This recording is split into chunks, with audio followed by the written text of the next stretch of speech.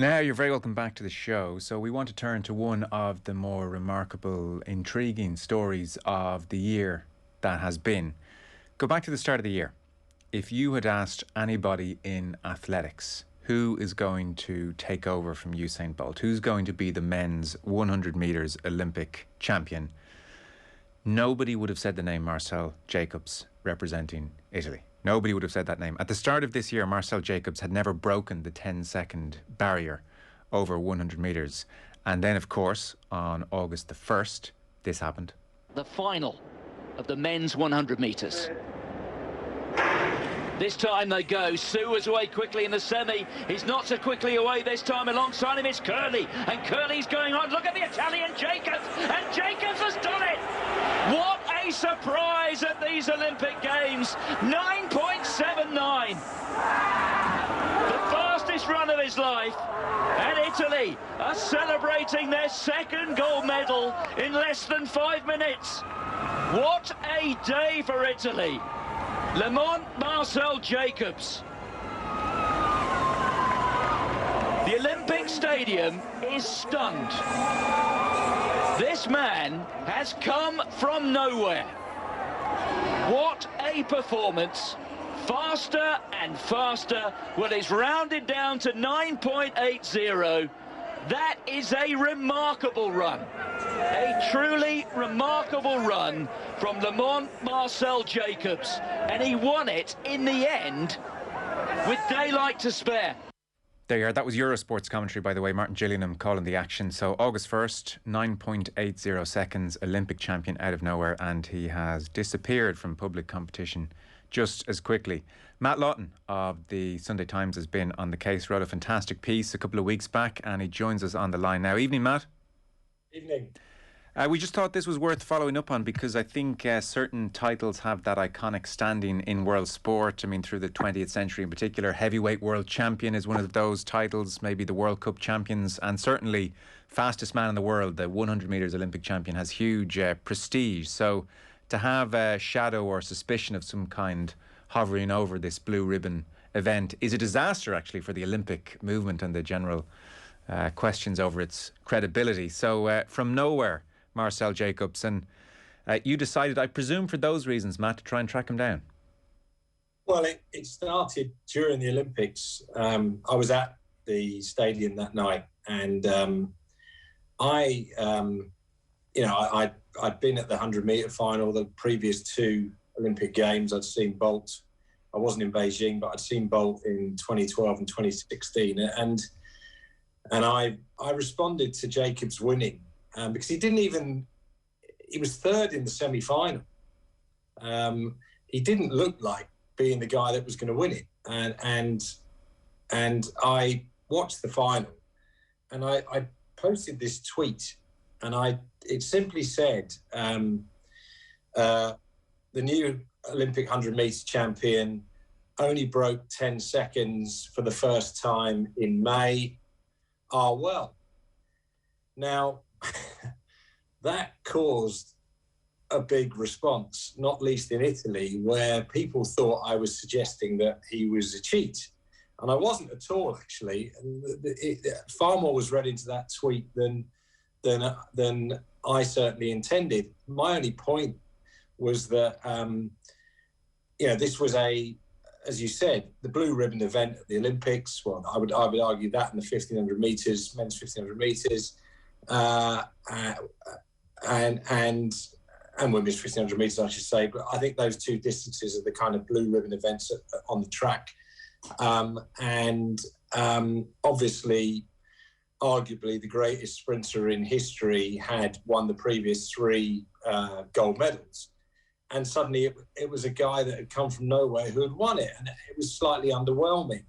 The sport was missing the fastest man in the world in Christian Coleman, who was obviously serving a doping ban for his missed his whereabouts failures. So I think he would have very much been the favourite. And there was a bit of a vacuum, and it was anybody's race. But nobody saw that coming. Nobody saw Marcell Jacobs winning that title.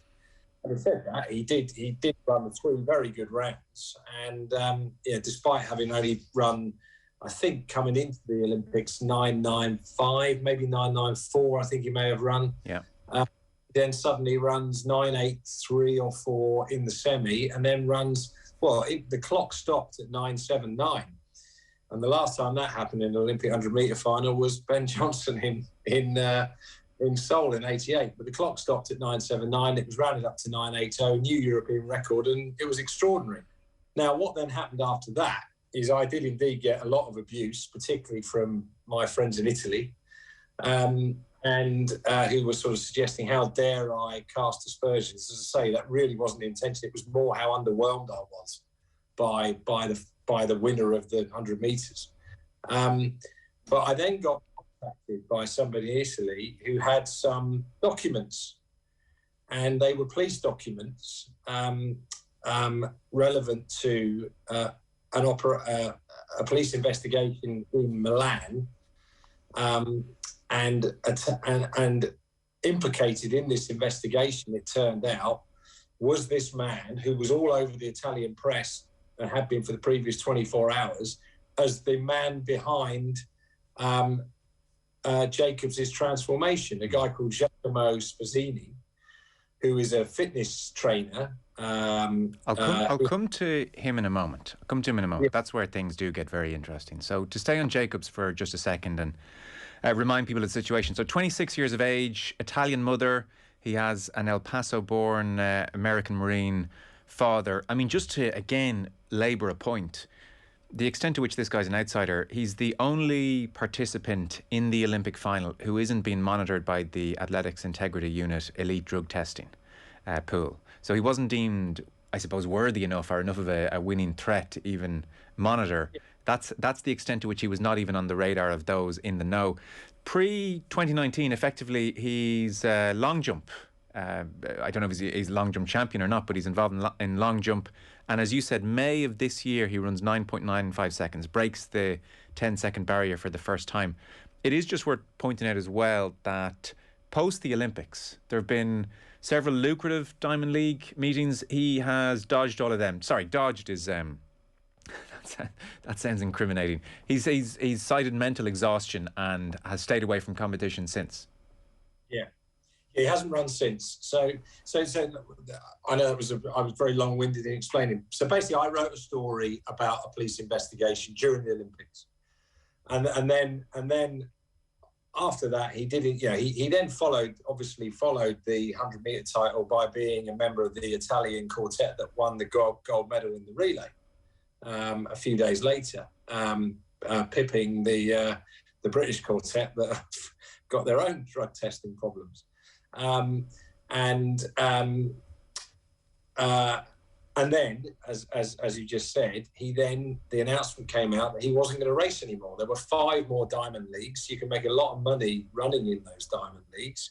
He was the new Olympic champion, but the announcement was made that he wasn't going to compete. So the Diamond League final, different events. There was one in Eugene, the sort of traditional ones in Europe, and he didn't show at any of them. Yeah. Within Italy, obviously, they're thrilled, as you might expect. So you mentioned in your piece in the Sunday Times, there's a mural outside his apartment. He's been pictured with Giorgio Armani in Dubai. There's talk of Strictly Come Dancing, the Italian version. His agent dismissed reports of earnings of 4 or 5 million since his win. So let's jump in with your piece then, the Stadio Paolo Rossi in Rome. And you arrive and a woman from the Athletics Federation in Italy says that's Marcell Jacobs' car, and then points you over to the track and she says, he's over there, you can watch but stay off the track. And so you go and you watch, and he's working with his coach Paolo Camosi. I suppose in effect you're there, Matt, to ask for an interview. Initially it seems like he's well disposed to doing that interview with you. He was friendly to start with, yes. Like, you know, look, they when I got the call later on from one of his media team, they were a little bit miffed that I'd just turned up unannounced. But I made the point that the guy that I dealt with during the Olympics, who was his agent, just hadn't returned any calls, emails, no responses when I'd said, look, I'd like to go out to Italy and see him. And there was no response. So I went out there, and for the first couple of days, with a colleague, and we went out there basically with no appointments with anybody. But we wanted to go and see the various people involved in this story. But yeah, I arrived at the stadium. It is an official sort of training venue for the national team. So there were members of there was security, and there was, well, I gotta say, it was pretty relaxed security. And there was, as you say, a lady from the federation. And they were actually very, very friendly, and they were very relaxed. And they just said, yeah, you go and sit there, you can watch him train. And I did. I watched virtually his whole session. But then when I spoke to him, so I waited for him to finish, and he came off, and he was very friendly and very charming, and he clearly speaks good English. And his coach was very charming. But, and they initially agreed that they would, while he had to shoot off to go to he was opening a new sort of store. And he had to dash off because it was quite a long way outside of Rome. I checked it out afterwards to make sure he was telling the truth. But they were initially receptive to the idea of meeting me the next day and having a proper chat. However, I felt only right to say, look, just so you understand, I was the guy that wrote the piece about this Milan police operation during the Olympics. And yeah, his face, his face slightly dropped. He suddenly looked a little bit less keen to speak to me, and lo and behold, a few hours later, I was told it wouldn't be happening. Yeah. So that brings us on to this nutritionist you mentioned, Giacomo Spazzini. So he's, I guess, a nutritionist, promises leaner, stronger, faster results. He officially absolutely worked with Marcell Jacobs. He's 30 years old, bodybuilder, businessman. The police investigation you mentioned has been going since 2019, and they don't do subtlety when they name these investigations clearly over in Italy, because it's called Operation Musclebound. And what they're looking into are allegations of fraud, of the use of drugs to alter athletic performance. And business seems to be good. You mentioned as well in your piece in the Sunday Times, 2019, turnover of this business. This isn't a guy working out of a suitcase. 1.2 million euro, took his 12 staff on holiday to Ibiza to celebrate. He has 650 clients. You mentioned a revelation as well that his former business partner has just finished a 4-year ban for doping. So in effect here, I think you doorstepped him, tried to get some answers from him. The claim here from the Marcell Jacobs side, and by the way, this is still an investigation into this guy. He hasn't been convicted or anything. But the claim from the Marcell Jacobs side is, we have not worked with this guy since March of this year, as soon as we realised that Operation Musclebound was a thing. That's the overview of their relationship at the moment, is it, Matt? Yeah, and that was very quickly their response in the summer during the games when I went to his agent. Now, all I would say to that is it's certainly when on social media, when Spazzini was celebrating Jacobs's victory in the 100 metres, it certainly their relationship wasn't being talked about in the past tense. It was like, this is the here and now, this is a product of what we've done. This is us, Team Jacobs. However, once a British journalist started asking questions about that relationship, it was communicated to me that they had terminated their professional relationship in the March. Now that did coincide. It was in March that he won the European indoors. Maybe at that point, the Italian Federation said, you've got to stop working with this guy. They maintained it was when they found out about the investigation. Now, you've said just now, this investigation's been going since 2019. But it wasn't until March 2021 that Jacobs stopped working with him. But that's their version of events. So one of the pertinent questions, if you ever do get an interview with Jacobs, may well be, if this Operation Musclebound began in 2019, how did you not find out about it until March of 2021? And he's entitled to give his answer to that question. So, look, we have to be fair, but I think we have to be a touch cynical as well in this profession, not least when it comes to this kind of a story. I feel Jacobs maintains his innocence. This looks like a movie we've seen before, and not a particularly subtle one. So he will face severe questioning. I note with interest the Jacobs camp are saying he's going to compete again in February of next year. There's a meeting February next year ahead of the World Championships in Berlin. So it's going to be interesting to see what reception he receives there from journalists, certainly, and I suppose to an extent fans. Yeah, I would imagine most journalists will be very nice and polite, and because you do sometimes feel with these stories that you're slightly on your own on these things. No one else has really written about this. No one really followed up what I did in the summer, and no one's really followed up what I did in the Sunday Times a couple of weeks ago. But you know, we have to. He hasn't tested positive. He hasn't been accused of any wrongdoing. And you know, it's really at the moment the story is really that these are the people associated with him. Now they are all very confident that the police investigation will soon exonerate Spazzini. There was supposed to be a hearing today. It's very difficult. I've been in contact with my sources in Italy today to try and ascertain if that happened. It was suggested to me that it's been pushed back again until the new year. But it was interesting when I was in Rome that while they all claim that they don't speak to each other anymore, there was a consistency.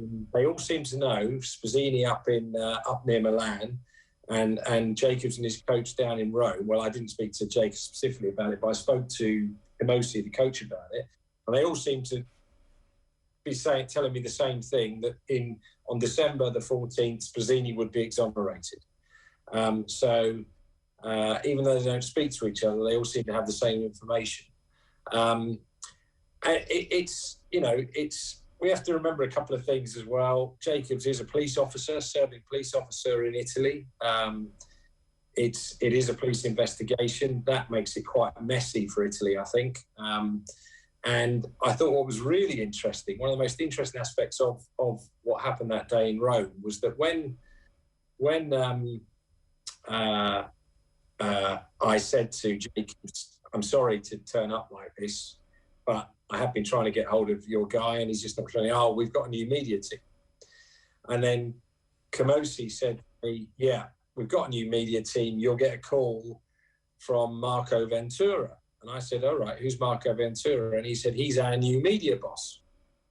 Now, Marco Ventura used to be the comms guy for the Italian president, and he's still involved at a very high government level as the communications director for I think it's the head of the, crikey, I'd have to check my notes, but a very senior government official. Now, what was really weird after that was that I then emailed Marco Ventura, and he denied that he was working with Jacobs.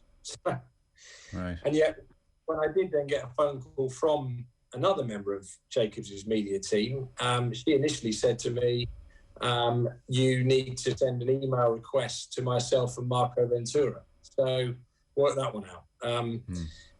It was a slightly odd day. I had a look to check. I wasn't sure if this may have been a particularly low quality final. So Jacobs won in 9.80 seconds flat. In 2016, Usain Bolt won with 9.81 seconds, and then Bolt had his peak years of 9.63 and 9.69. And you go to pre-Bolt, and they're slower times than Jacobs managed. So to his 9.80, in Athens it was 9.85, in Sydney it was 9.87. So this was still a very respectable time that he won.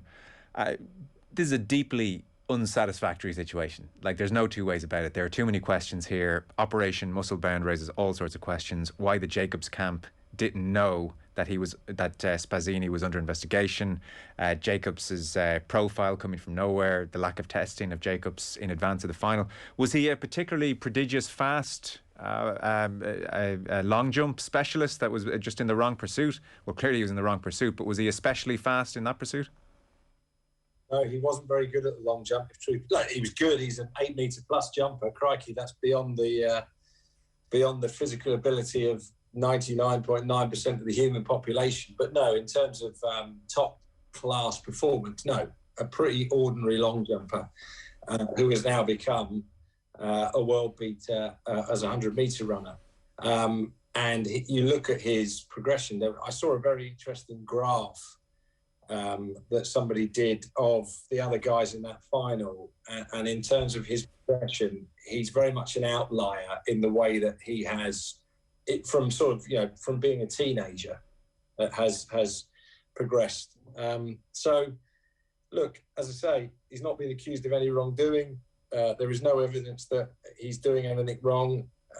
We have to take him at his word, if you like. But I should say it was actually the Italian Prime Minister that Ventura worked for. It was Berlusconi, of course. I just had a mental blank when I was recalling it there. So yeah, amazing. As I say, Ventura denies he's working with him, and yet his coach and his sort of full-time media woman say that Ventura is working for him. And for this guy is high level. He now has, quite clearly, since he's become Olympic champion, you mentioned, photographs with Armani. He's got some friends in high places. He is a star there. Yeah. And one of the points I made in the piece, he's the only athlete that was allowed to park his car inside the stadium. Everyone else was outside the stadium. One car was allowed in because he is the Olympic 100-metre champion. But it is unsatisfactory because we don't like our athletes having these kind of associations. It was the first sort of cuts that Armstrong suffered was around his association with Michele Ferrari. That was very much where David Walsh focused a lot of his early work, was around Ferrari. And I think there are questions that need to be answered here about association with these people. Well, look, you're one of the few who's written a piece on it, I think, which is, again, the extraordinary thing, given the profile of the title he now has, Marcell Jacobs. So, Matt Lawton of the Sunday Times. Piece is there, I'm sure, for people to still read online. Thanks so much, Matt. Appreciate it. Pleasure.